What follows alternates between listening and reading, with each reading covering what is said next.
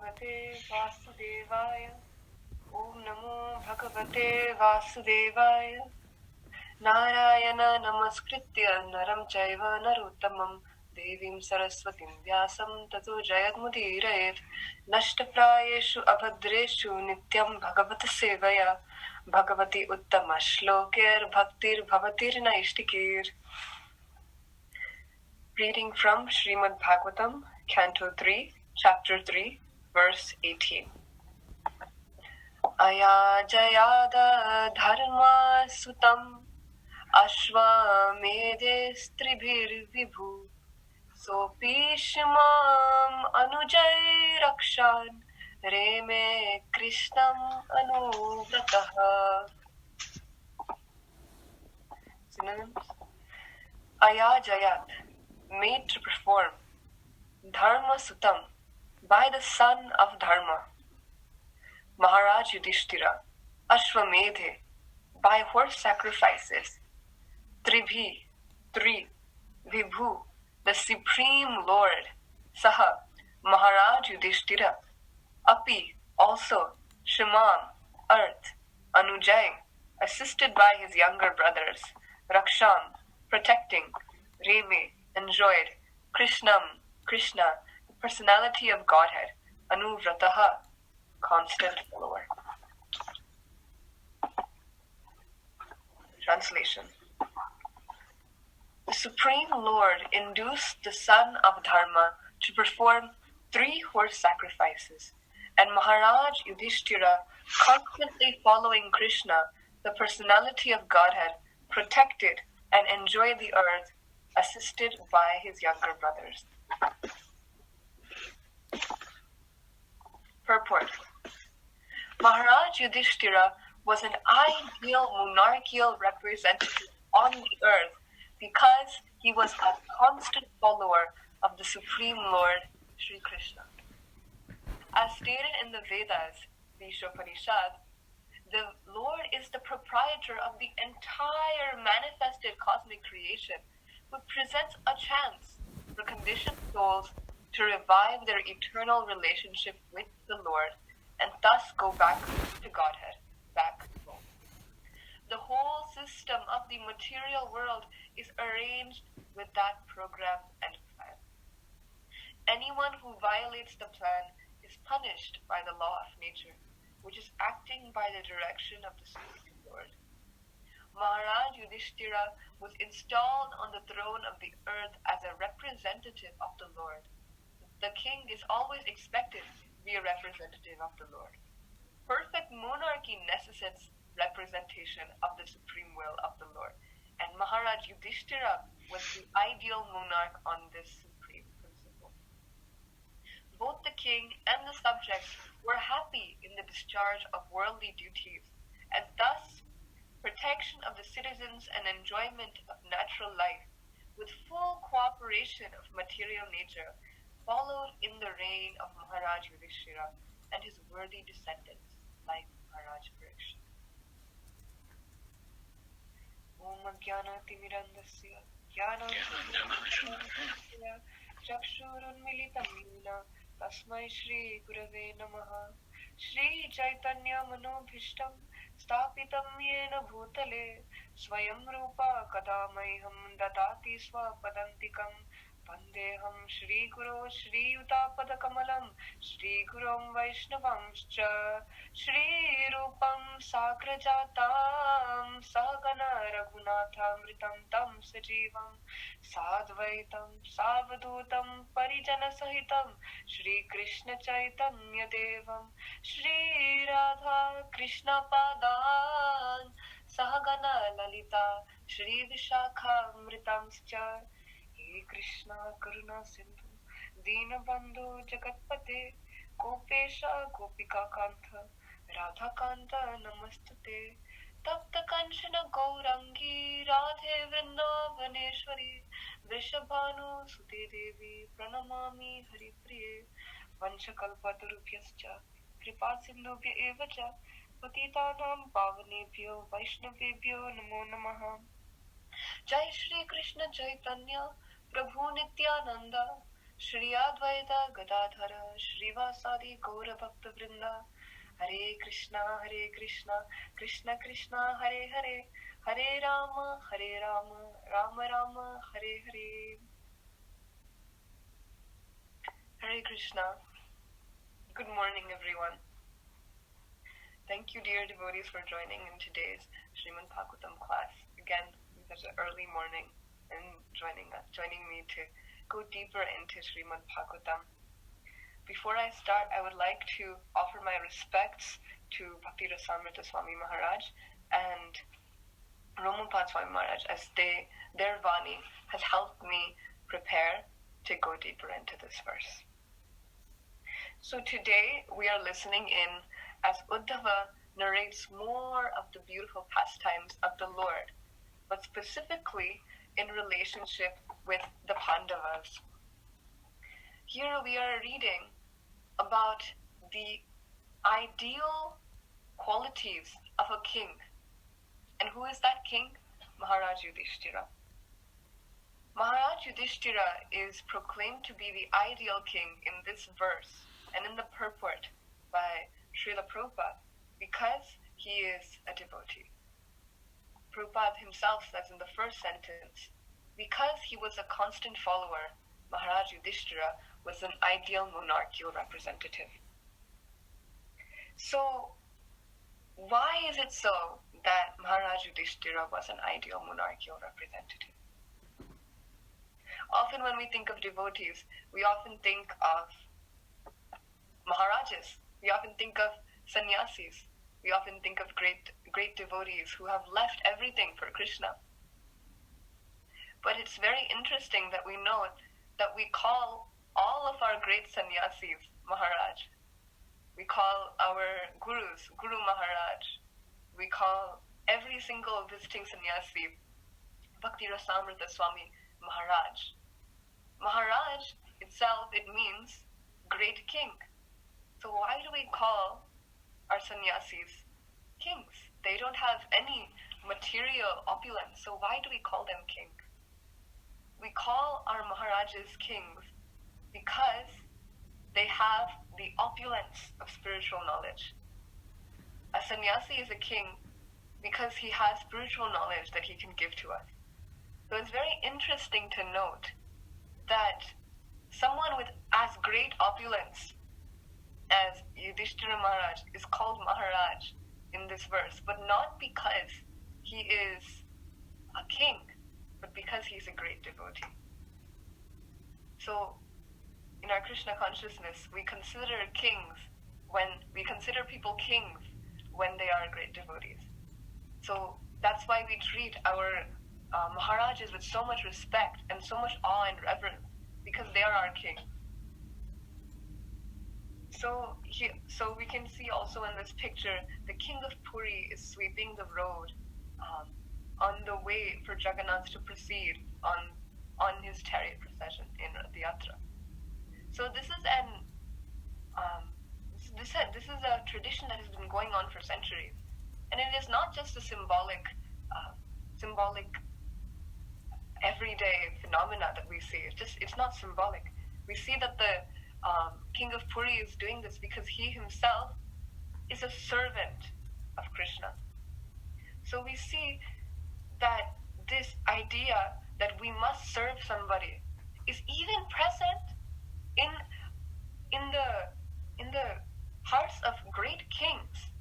Kings we see, we must think of Kshatriyas as, I often think of Kshatriyas as people who have great opulence and they have so many beautiful palaces and enjoy very nicely. But actually we see that the duty of a Kshatriya, the duty of a king, is actually to be, as Srila Prabhupada beautifully mentions, the representative of the Lord.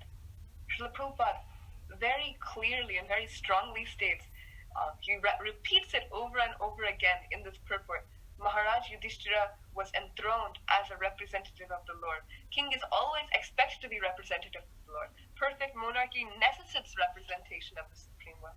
Over and over again, Srila Prabhupada puts this point down, that monarchy and kingship is expected to be a constant follower and a representation of the supreme will.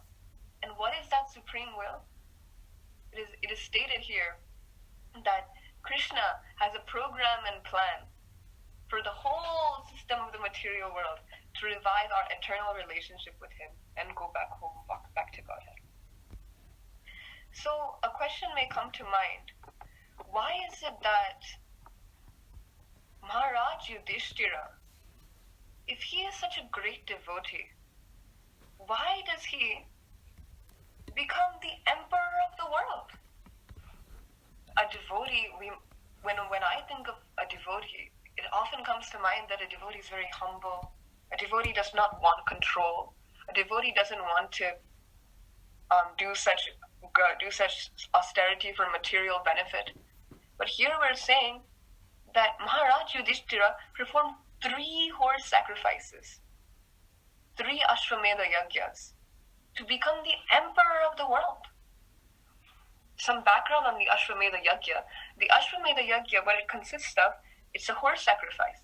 Of course, it is not in our idea of horse sacrifice, because back then, horse sacrifices were legitimate, as Brahmanas had the Brahmana Tejas to give a animal new life, a new youthful body after it was sacrificed.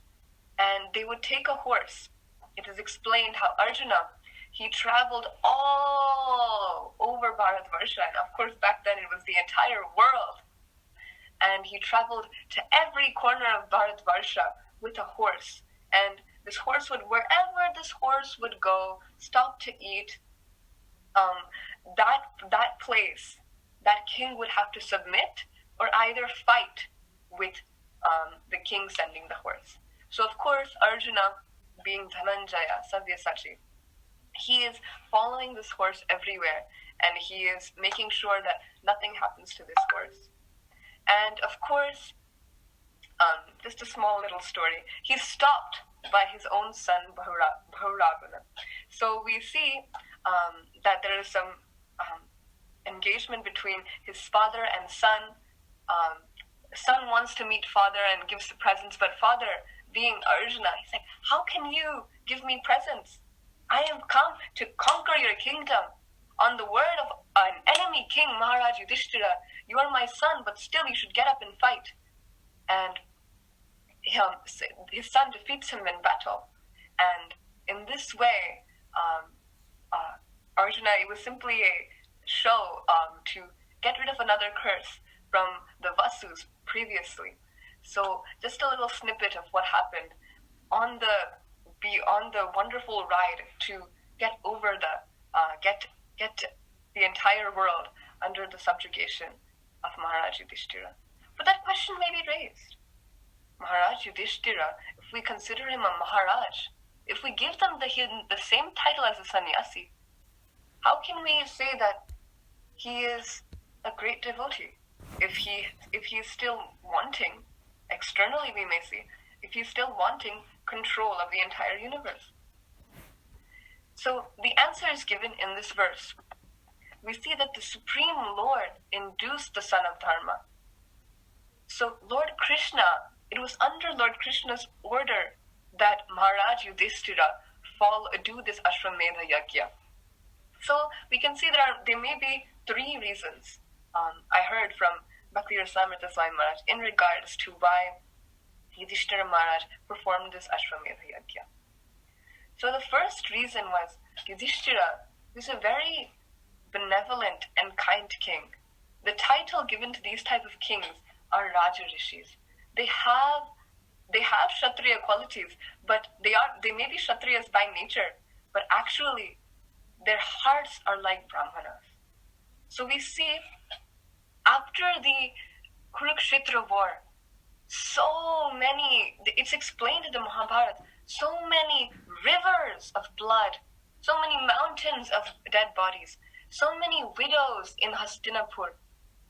And just looking around at the devastation he has created, at the crying widows, at the sorrow, at the agony of such a great war, Maharaj Yudhishthira, being such a benevolent king, can't stand it. And he opens up his heart to Lord Krishna. And Lord Krishna tells him, I understand it's been a great tragedy, but look, Yudhishthira, you have an entire kingdom before you to handle. If the king is upset, then of course the Raja, the citizens will also be upset. So for their sake, you must be cheerful. Why don't you do an Ashwamedha Yajna? Two, an external reason, to counteract all the sins that maybe have created by this devastating war, to make the citizens cheerful. Three, or another reason, because you're the son of Dharma, you can create your entire subjugation over the entire manifested world. And thus, virtue and piety will be the rulers of the material world. And we see this follow along as Parikshit Maharaj becomes king.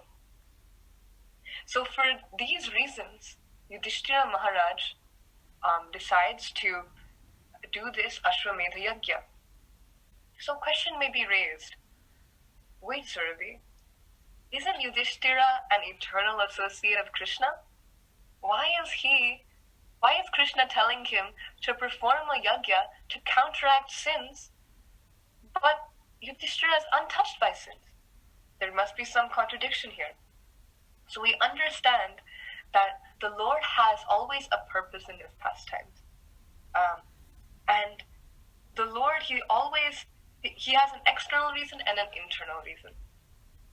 So the external reason may be, as stated in the Mahabharata, the Mahabharata being a study tool for people who are not yet ready for spiritual consciousness, for the internal reasons of Krishna's Leela, is to counteract sins, to set an example that if you have done a sin, you must atone for it.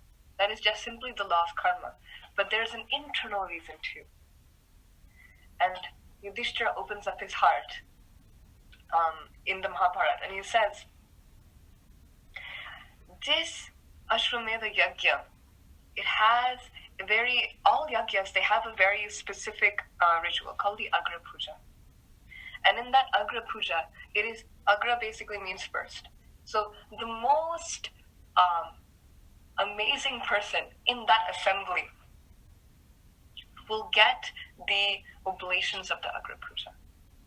And who is present in Hastinapur, who is the most supreme, the most godly, the most wonderful person present? Lord Sri Krishna. So Yudhishthira Maharaj, not out of duty, not because Lord Krishna has simply told him to, but out of love, that Lord Krishna, my dear Lord, will get some love, will get some respect, will get some grace out of this puja that will be done. For that reason, let me do this puja. Let me do this yajna. So we see that Maharaj Yudhishthira, he goes on to do this yajna for the pleasure, for the glorification of Lord Krishna. But what about us? What can we do for Krishna? Lord Chaitanya Mahaprabhu says, out of the 5 things that are not allowed to be performed in the age of Kali, the first one he says is the Ashwamedha Yajna. So what are we supposed to do as yajna for Krishna?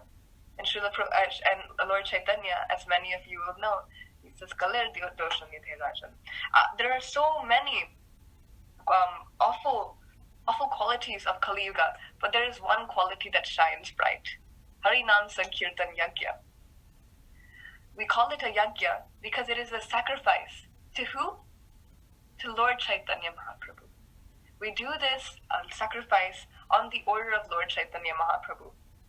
And Lord Chaitanya is none other than Lord Sri Krishna.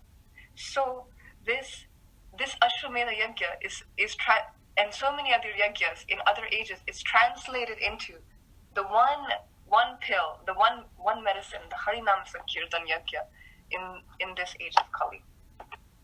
And so we see that just like Maharaj Yudhishthira, there are many, many, many great kings that we will read and we have read about in Srimad Bhagavatam. In Canto 3, we'll see in Part 2, we will read about King Manu. And one very interesting point we see throughout these different kings is that even having so much material prosperity, having so much power and influence, they are still thinking of themselves as a steward, a humble steward. In Christianity, there is this term, humble steward of God's property. They simply think of themselves as trustees of Krishna's properties, that they not own anything. But why is that? How can someone with so much material prosperity have that kind of humble understanding, like King Manu, King Ambarisha, King Yudhishthira? It is because they understand this one very secretive truth. In the Ishopanishad, the first mantra, it says, Ishavasyamidam sarvam yatkincha jagatyam jagat tena tyaktena bhunjitaha ma grida kashisvidhanam. Everything animate or inanimate that is within the universe is controlled and owned by the Lord. One should therefore accept only those things necessary for himself, which are set aside as his quota, and should not accept other things, knowing well to whom they belong. It is because they understand that Krishna, truly understand, that Krishna owns everything. Krishna owns this water bottle I have here. He owns this costly iPhone. He owns this beautiful book. He owns everything I have. When we understand that, when these kings understand that, they are able to act accordingly. They are able to act as trustees rather than as controllers, as owners. So we see that in the example of King Manu. It is explained in King Manu's kingdom in Canto 3 how every single day all the citizens would gather, and what would they do? They would sing and dance. But would they sing and dance like mundane people for their own pleasure? No. They would sing and dance the beautiful pastimes of Lord Shri Krishna, every single pastime, day and night, for the pleasure of Lord Shri Krishna. Externally, it was for the pleasure of the king, but the king seeing his subjects and the subjects seeing his king, they would derive transcendental pleasure in hearing Shravanam Kirtanam of Krishna's glories. So in this way, we see how the kings are fully engaging citizens in Krishna consciousness. And it's explained in Canto 9, we'll read about Ambarish Maharaj. The citizens of the state of Maharaj Ambarish were accustomed to chanting and hearing about the glorious activities of the personality of Godhead. Thus, they never aspired to be elevated to the heavenly planets, which are extremely dear even to the demigods. So we can see here, we can study the nature of the citizens of Maharaj Ambarish Maharaj kingdom.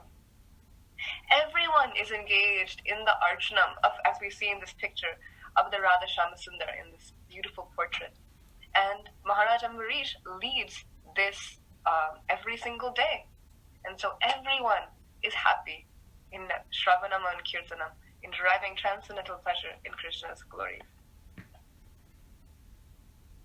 So this question again may come, how can a king be a sannyasi? And the answer is Yukta Vairagya.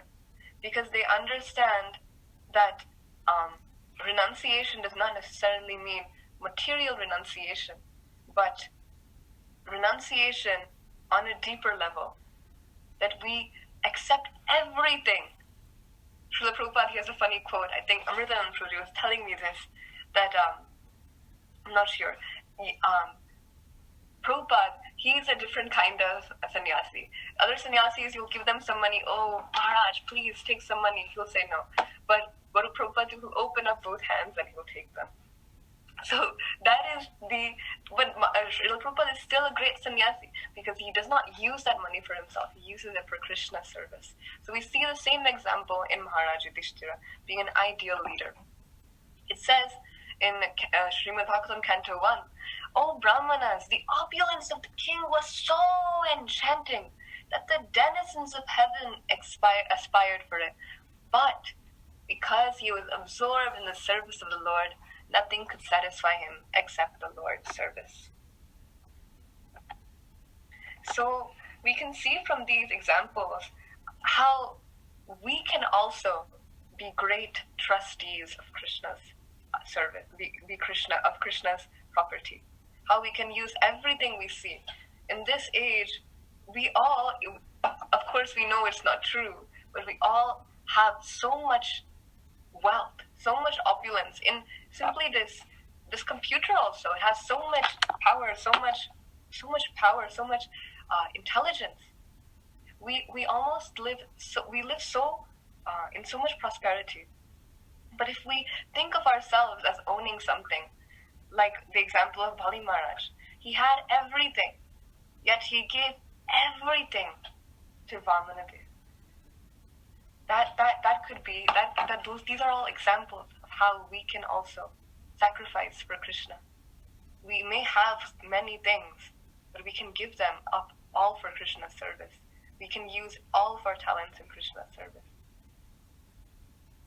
And so we understand the results of all of these things ending in, as Srila Prabhupada mentions in the commentary, Mother Earth, she becomes very satisfied that there are so many good children of Krishna in the world, and she gives bountifully to everyone. We see that in the awe-inspiring tale of Ayodhya. It is explained, I'm reading Shubdala Prabhuji's Ramayan Game of Life, and it was explaining how, in the first chapter, this miracle of Ayodhya, it not only had no external enemies, but the king and the citizens, they had no internal enemies as well. And Radhanath Swami Maharaj, he makes this point over and over again, that unless we want to clean the environment fully and long term, we must clean the ecology of our hearts. And we see that in the example of Ayodhya. We see that in the example of Maharaj Yudhishthira's kingdom. That unless we try to clean the internal ecology of our hearts, we cannot begin to change the outside. Change starts from within. And it reminded me of this interesting comic I saw recently. The elected official is saying, "Who wants change?" And everyone is raising up their hands. And then the elected official is saying, "Who wants to change?" And everyone is just dumb sullen. And then again the elected official asks, "Who wants to lead the change?" And everyone runs out of the stadium. And so we see a similar thing happening now. When I first read this verse, and when I read many verses like this, often it comes to my heart. Oof, if only, instead of President Trump, instead of President Biden, we had a Krishna-conscious king like Maharaj Manu, like Maharaj Yudhishthira, like Maharaj Dashratha. If only, if only, if only. But then I remembered the par excellence of the characters of Maharaj Ambarisha, Maharaj's kingdom. It's explained how the citizens, they never aspired heavenly planets because they were so numbed out. They were so much pleasure they got from Krishna consciousness. So when we hear about the character of the citizens, when I hear about the character of the citizen, any complaint I have about President Trump or the politics or what we see outside, it stops. Because unless I myself become the change, as spiritual seekers, I am an instrument of change. Unless I become an instrument of change, then I have no right to say anything about what is going on outside. Sure, it may be nice to have Maharaj Manu and Maharaj Parikshit as our kings, but unless I become the change, then there is no point in complaining. So with these thoughts, I would like to end today's class. Thank you all for joining. Please let me know if there are any questions, comments, or reflections, or any corrections and that I may have missed.